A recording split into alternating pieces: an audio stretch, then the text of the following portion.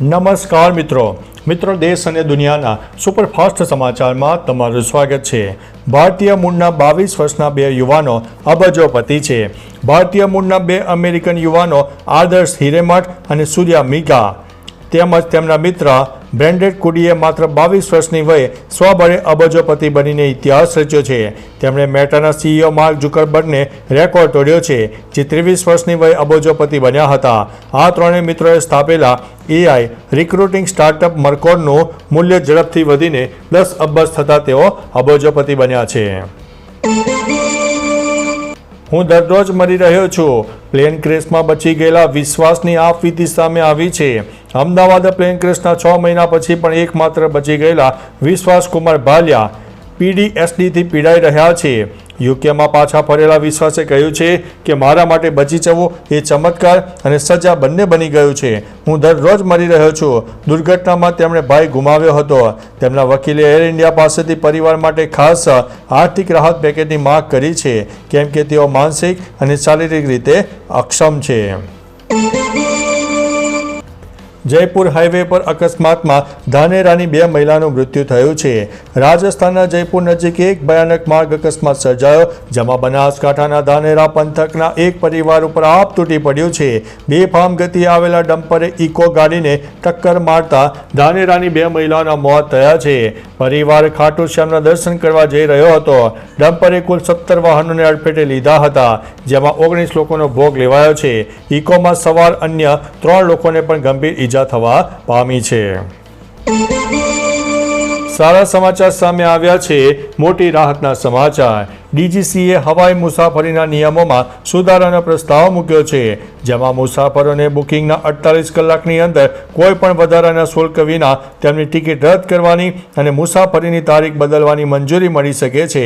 આ ઉપરાંત DGCA પ્રસ્તાવ મૂક્યો છે કે ટિકિટ કેન્સલ થયા બાદ એરલાઇન્સે રિફંડની રકમ 21 દિવસમાં કાર્યકારી દિવસોમાં સંપૂર્ણપણે પરત કરવી પડશે, ભલે તે ટ્રાવેલ એજન્ટ દ્વારા બુક થઈ હોય। મહામુકાબલો। ક્રિકેટના મેદાન પર ફરીથી ઇન્ડિયા વર્સિસ પાકિસ્તાન જોવા મળશે। રાઇઝિંગ સ્ટાર એશિયા કપનો પ્રારંભ 14 નવેમ્બરથી થઈ રહ્યો છે, જેમાં 16 નવેમ્બરના રોજ દિહામાં ભારત અને પાકિસ્તાનની ટીમો ફરી એકવાર ટકરાશે। જીતેશ શર્માની કપ્તાની હેઠળના ભારતીય ટીમમાં પ્રિયાંશ આર્ય અને નેહાલ વાડેરા જેવા યુવા ખેલાડીઓ જોવા મળશે।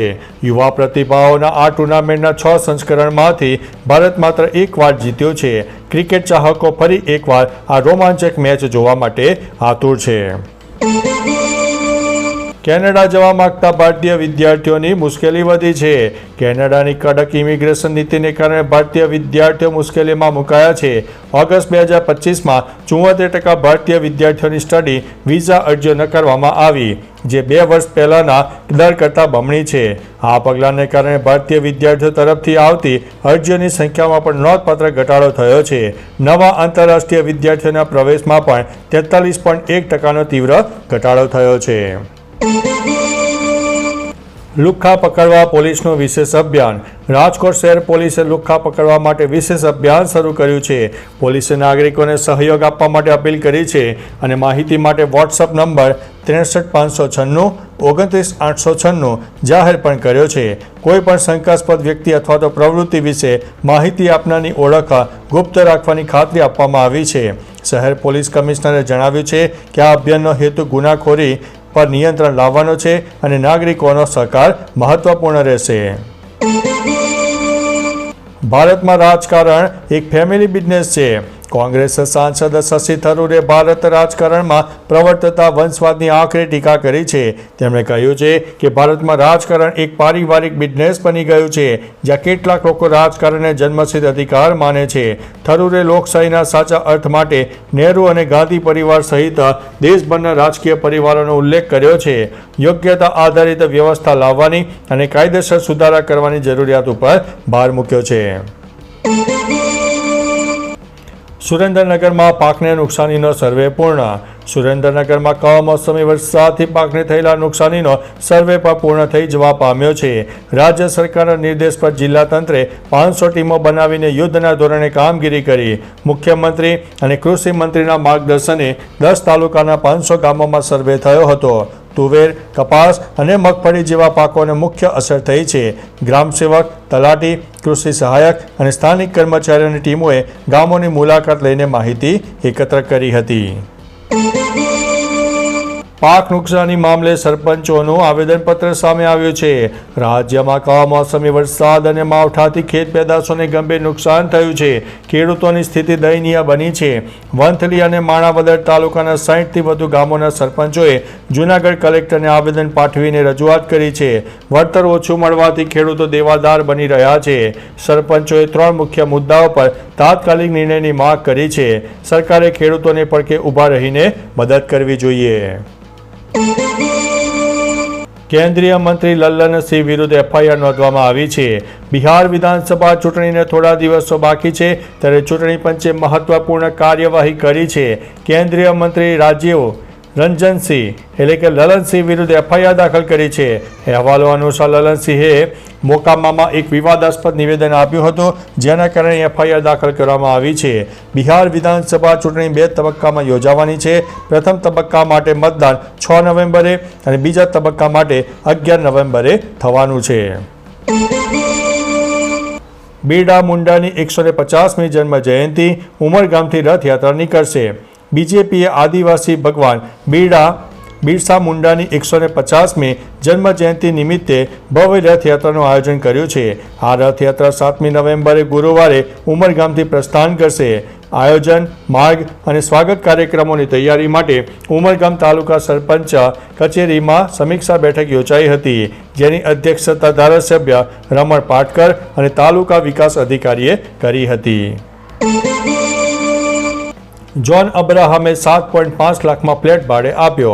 બોલિવૂડ અભિનેતા જ્હોન અબ્રાહમે મુંબઈના બાંદ્રામાં આવેલું તેનું 2000 સ્ક્વેર ફૂટનું એપાર્ટમેન્ટ એક પબ્લિશરને મહિને 7.5 લાખના ભાડા ઉપર આપ્યું છે.